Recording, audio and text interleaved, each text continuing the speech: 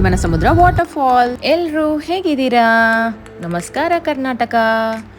అందరూ ఎలా ఉన్నారండి? బాగున్నారని అనుకుంటున్నాను. ಏನಪ್ಪ ಇವರು ಬ್ಯಾಂಗ್ಳೂರ್ ಬೀಚ್ ಅಂತ ಹೇಳಿದ್ರಲ್ಲ, ಬ್ಯಾಂಗ್ಳೂರಲ್ಲಿ ಬೀಚ್ ಎಲ್ಲಿದೆ ಅಂತ ಯೋಚನೆ ಮಾಡ್ತಿದ್ದೀರಾ? ನಾನು మాట్లాడుತಿರೋದು బ్యాంగ్ಳూర్ హత్ర ఇరో తల్కాడు ಬಗ್ಗೆ. ఏంటి బ్యాంగ్ಳూరు బీచా అని అనుకుంటున్నారా? బ్యాంగ్ళూరియన్స్ అందరికీ బీచ్ అనగానే గుర్తొచ్చేది మన తలకాడు. ఆన్ ద వేలో మేమైతే ಬ್ರೇಕ್ಫಾಸ್ಟ್ కోసం ಮದ್ದೂರ್ ಟಿಫಿನ್ಸ್లో అయితే ಸ್ಟಾಪ್ చేసి ತಿಂಡಿ ತಿನ್ನೋಣ ಅಂದ್ಬಿಟ್ಟು ಫೇಮಸ್ ಆಗಿರುವಂಥ ಮದ್ದೂರ್ ಟಿಫಿನೀಸ್ ಹತ್ರ ನಾವು ಸ್ಟಾಪ್ ಮಾಡಿದ್ದೀವಿ. ಆದರೆ ಎಷ್ಟೊಂದು ಕ್ರೌಡ್ ಅಂದರೆ ನಮಗೆ ಸೀಟ್ನೂ ಸಿಕ್ಕಿರಲಿಲ್ಲ. ಹಾಗೆ ಕ್ರೌಡಿಂದ ಸರ್ವಿಸ್ನೂ ತುಂಬ ಲೇಟ್ ಆಗೋಯಿತು.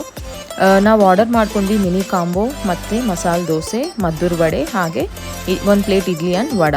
ಬಟ್ ಆದ್ರೂ ಇಡ್ಲಿ ತೊಗೊಂಬರೋಕ್ಕೆ ಅವ್ರು ಎಷ್ಟೊಂದು ಟೈಮ್ ತೊಗೊಂಡ್ರು ಗೊತ್ತಾ? ತುಂಬ ಅಂದರೆ ತುಂಬಾ ಲೇಟ್ ಆಗೋಯಿತು. ಅಲ್ಲೇ ನಮಗೆ ಒನ್ ಅವರ್ ವೇಸ್ಟ್ ఆగోయిತ್ತು. హైప్ కొట్టిరో హాగే ನನగేను టేస్ట్ అಷ್ಟು అనిసిర్లిಲ್ಲ. ఆ మద్దూర్ టిఫిన్స్కి హైప్ అయితే చాలా ఇచ్చారనిపించింది. ఎందుకంటే ఫుడ్ కానీ చట్నీ కానీ నాకైతే అస్సలు ఇష్టం కాలేదు. తర్వాత వాళ్ళ సర్వీస్ కూడా చాలా లేట్ అనిపించింది. Service wise food taste wise కూడా మాకేం ಸ್ಯಾಟಿಸ್ಫ್ಯಾಕ್ಟರಿ ಅನಿపించలేదన్నమాట. ಇನ್ನೇನು ಬಂದೇ ಬಿಟ್ವಿ ನಮ್ಮ ಡೆಸ್ಟಿನೇಷನ್ ಸ್ಪಾಟ್ ತಲಕಾಡುಗೆ. ಅವತ್ತು ಸ್ಯಾಟರ್ಡೇ ಆಗಿರೋದ್ರಿಂದ ತುಂಬ ಅಂದರೆ ತುಂಬಾ ಕ್ರೌಡ್ ಇತ್ತು. ಟೆಂಪಲ್ ನೋಡಬೇಕು ಅಂತ ಅಂದ್ಕೊಂಡ್ವಿ, ಬಟ್ ಅಲ್ಲಿ ಪಾರ್ಕಿಂಗು ಸಿಕ್ಕಲಿಲ್ಲ, ಅಷ್ಟೊಂದು ಕ್ರೌಡ್ ಇತ್ತು. ಹಾಗೆ ಇಲ್ಲಿ పార్కింగ్ సిక్తు, సరే నీళ్ళಲ್ಲಿ ఆట ఆడనా ಅಂತ ಅಂದ್ಬಿಟ್ಟು పార్కింగ్ ಮಾಡಿಕೊಂಡು ಹೋಗಿದ್ವಿ. ఆలస్యం ఎందుకు వచ్చేసాం ఇంకా తలకాడు దగ్గరికి. అయితే టెంపుల్ కూడా చూద్దాం అనుకున్నాం, కానీ జనాలు చాలా మంది ఉండడం వల్ల మాకు పార్కింగ్ కూడా దొరకలేదన్నమాట. అది సాటర్డే కాబట్టి చాలా క్రౌడ్ ఉండింది. సో మేము టెంపుల్ చూడకుండా డైరెక్ట్ వాటర్లో ఆడుకుందామనేసి వచ్చేసాము. కానీ ముందుకు వెళ్ళి చూస్తే అర్థమైంది ఏంటంటే, టెంపుల్లో ఉన్న జనాల కంటే వాటర్ దగ్గర ఉన్న వాళ్ళు ఇంకా చాలామంది ఉన్నారని అయితే మేము ಅರ್ಥ చేసుకున్నాము. ಟೆಂಪಲ್ನ ನೋಡದೆ ನೀರಲ್ಲಿ ಆಟ ಆಡೋಣ ಅಂತ ಅಂದ್ಬಿಟ್ಟು ಎಷ್ಟು ಆಸೆಯಿಂದ ನಾವು ಬಂದ್ವೋ ಅಷ್ಟೇ ಡಿಸಪಾಯಿಂಟ್ಮೆಂಟ್ ಆಗೋಯಿತು. ಯಾಕಂತ ಹೇಳ್ತೀರಾ? ಅಲ್ಲಿ ಹೋದ ತಕ್ಷಣನೇ ಜನನ ನೋಡ್ಬಿಟ್ಟು, ಆ ಕ್ರೌಡ್ನ ನೋಡ್ಬಿಟ್ಟು ನಮಗೆ ನೀರಲ್ಲಿ ಆಟ ಆಡೋಕ್ಕೆ ಮನಸ್ಸೇ ಬರಲಿಲ್ಲ. ಯಾಕಂದರೆ ಅಷ್ಟೊಂದು ಜನ ಇದ್ದರು. ಅದು ನೋಡಿದ తక్షణನೇ అయ్యో దేవ్రే యాకాద్రూ బంద్వప్ప ಇವತ್ತು ಅಂತ అనిస్ಬಿಡ್ತು. ఇన్ఫ్యాక్ట్ లొకేషన్ అయితే చాలా బాగుంది అనుకోండి. మనం సాటర్డేస్ సండేస్ కాకుండా వీక్ డేస్లో ఎప్పుడైనా వస్తే కనుక బాగా ఎంజాయ్ చేయొచ్చు అనమాట వాటర్లో. ఎందుకంటే ఎలాగో మనకు బెంగళూరు దగ్గరలో బీచెస్ లేవు. సో ఎప్పుడైనా కానీ మనకు పిల్లల కోసం రిలాక్సేషన్ కోసం మనం రావచ్చు. అంటే వీక్ డేస్లోనే రావాలండో, ఇది మాత్రం మర్చిపోకండి.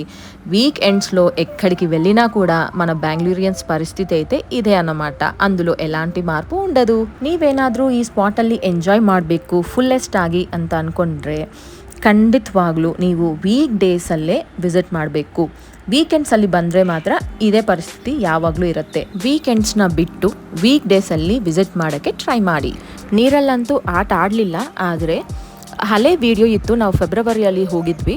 ಆ ವಿಡಿಯೋನ ಇದ್ರ ಜೊತೆಗೆ ಅಟ್ಯಾಚ್ ಮಾಡಿದ್ದೀನಿ. ನೋಡ್ತಾ ಇದ್ದೀರಾ ನೀವು ವಾಟರ್ ಎಷ್ಟು ಕ್ಲಿಯರ್ ಆಗಿದೆ ಅಂತ, ಫಿಶಸ್ ಎಷ್ಟು ಚೆನ್ನಾಗಿ కాంటా ಇದೆ ಅಂತ. ఫిషెస్ನ ನೀವು ಹಿಡಿಬಹುದು. వాటర్ అయితే చాలా అంటే చాలా క్లియర్గా ఉందన్నమాట. తర్వాత ఫిషెస్ కూడా చాలా క్లియర్గా కనిపిస్తున్నాయి. చాలా ఉన్నాయండి ఫిషెస్. తర్వాత మేము తెప్ప అయితే ఎక్కాము. షార్ట్ ట్రిప్ అయితే 50 రూపీసే, అదే లాంగ్ ట్రిప్ అయితే 200 రూపీస్ అనమాట. మేమైతే లాంగ్ ಟ್ರಿಪ್ಪೇ తీసుకున్నాము. ತೆಪ್ಪನು ನೀವು ಹತ್ತಬಹುದು. ಆ ತೆಪ್ಪ ಕಾಸ್ಟ್ ಬಂದು ಶಾರ್ಟ್ ಟ್ರಿಪ್ 50 ರೂಪೀಸ್ ಮತ್ತು ಲಾಂಗ್ ಟ್ರಿಪ್ ಬಂದು 200 ರೂಪೀಸ್. ಹಾಗೆ ವಾಪಸ್ ಬರ್ತಾ ನಮ್ಮನ್ನ ಒಂದು ರೌಂಡು ತಿರುಗಿಸ್ತಾರೆ. ಸ್ವಲ್ಪ ತಲೆ ಸುತ್ತಂಗೂ ಆಗುತ್ತೆ, but experience wise it was amazing. So మేమైతే లాంగ్ ట్రిప్పే తీసుకున్నాము. ఆ బ్రిడ్జ్ ఉంది కదా, ఆ బ్రిడ్జ్ కిందికి వెళ్ళి అలాగే మళ్ళీ వాపస్ వస్తామన్నమాట. అయితే వాపస్ వచ్చేటప్పుడు ఒక రౌండ్ అయితే తిప్పుతారండి. ఆ తిప్పేదానికి మనకి తల కూడా తిరిగినట్టు అవుతుంది అనమాట. బట్ ముఖ్యమైన విషయం ఏంటంటే, తెప్ప ఎక్కిన తర్వాత వాటర్ అనేది లోపలికి రావడం చేత మన ಬಟ್ಟಲన్నీ ಕೂಡ ತಡಿ అయిపోతాయి ಅన్నమాట. ಒಂದು ವಿಷಯ ಏನಂದರೆ, ತೆಪ್ಪದಲ್ಲಿ ಕೂರಿದ ಮೇಲೆ ಬಟ್ಟೆ ಎಲ್ಲ ಒದ್ದೆ ಆಗಿಬಿಡುತ್ತೆ. ಯಾಕಂದರೆ ಆಚೆ ಇರೋ ವಾಟರ್ ಎಲ್ಲ ತೆಪ್ಪ ಒಳಗಡೆ ಬಂದ್ಬಿಡುತ್ತೆ. ಸೊ ನಮ್ಮ ಬಟ್ಟೆ ಬ್ಯಾಗು ಎಲ್ಲನೂ ಒದ್ದೆ ಆಗೋಯ್ತು. ಸೊ ಹಾಗಾಗಿ ಕೇರ್ಫುಲ್ ಆಗಿರಿ. ಅದು ನೋಡ್ಕೋಬೇಕು ನಾವು, ಒಳಗೆ ವಾಟರ್ ಬರ್ತಿದೆಯಾ ಇಲ್ವಾ ಅಂತ ಮುಂಚೆನೇ ನೋಡಿಕೊಂಡು ಹತ್ತಿರಿ. ಬಟ್ಟೆನೂ ಎಕ್ಸ್ಟ್ರಾ ನೀವು ತೊಗೊಂಡು ಹೋಗ್ಬೋದು. ಯಾಕಂದರೆ ಅಲ್ಲಿ రూమ్ను ఇదే డ్రెస్ చేంజ్ ಮಾಡ್ಕೊಳ್ಳೋಕ್ಕೆ. మీరు నీళ్ళల్లో ఆట ఆడుకోవాలి అని అనుకుంటే కనుక ఎక్స్ట్రా క్లోత్స్ కూడా తీసుకొని వెళ్ళొచ్చు. ఎందుకంటే ಡ್ರೆಸ್ ಚೇಂಜಿಂಗ್ ರೂಮ್ಸ್ ಐತೆ ಅವೈಲಬಲ್గా ఉన్నాయి. ತಲಕಾಡು ಇಂದ ಶಿವನಸಮುದ್ರ ವಾಟರ್ ಫಾಲ್ ಬಂದು 40 ಕಿಲೋಮೀಟರ್ಸ್ ಅಲ್ಲಿದೆ. ಸೊ ಅದನ್ನು ಯಾಕೆ ನಾವು ಮಿಸ್ ಮಾಡಬೇಕು, ಅಲ್ಲಿಗೂ ಹೋಗ್ಬಿಡೋಣ ಅಂತ ಅಂದ್ಕೊಂಡ್ವಿ. ಹಾಗಾಗಿ ನಾವು ಶಿವನಸಮುದ್ರ వాటర్ ఫాల్కు ಬಂದ್ವಿ.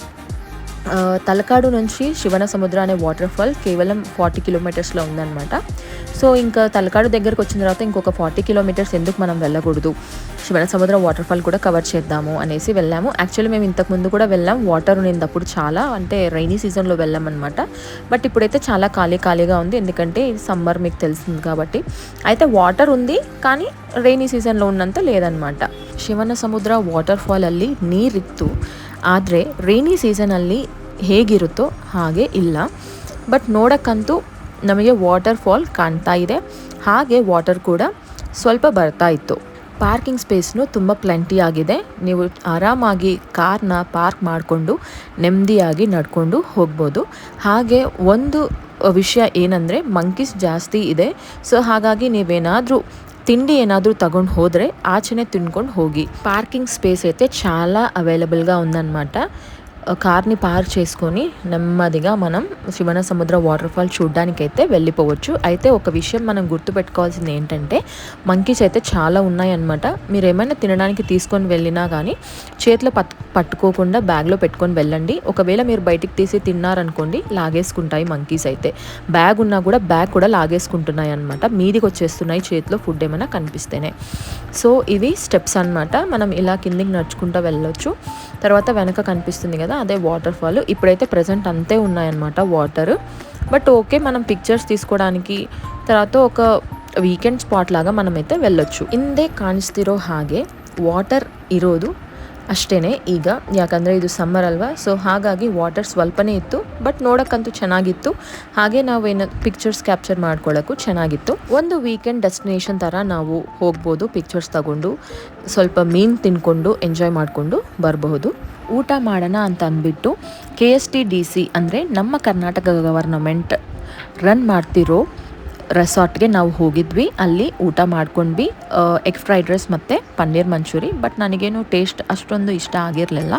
ಬಟ್ ನೀವೇನಾದರೂ ಅಲ್ಲಿ స్టే ಮಾಡಬೇಕು ಅಂತ అనుకుంటే రూమ్స్ను అవైలబుల్ ఆಗಿದೆ. అక్కడే శివనసముద్రం దగ్గర మీరు చూసుకుంటూ వాటర్ ఫాల్ని స్టే అవ్వాలి అనుకుంటే ఈ హోటల్ మయూరాలో రూమ్స్ కూడా అవైలబుల్గా ఉన్నాయి. రూమ్స్ కూడా మీరు బుక్ చేసుకొని స్టే చేయొచ్చు. రైనీ సీజన్లో అయితే చాలా బాగుంటుంది.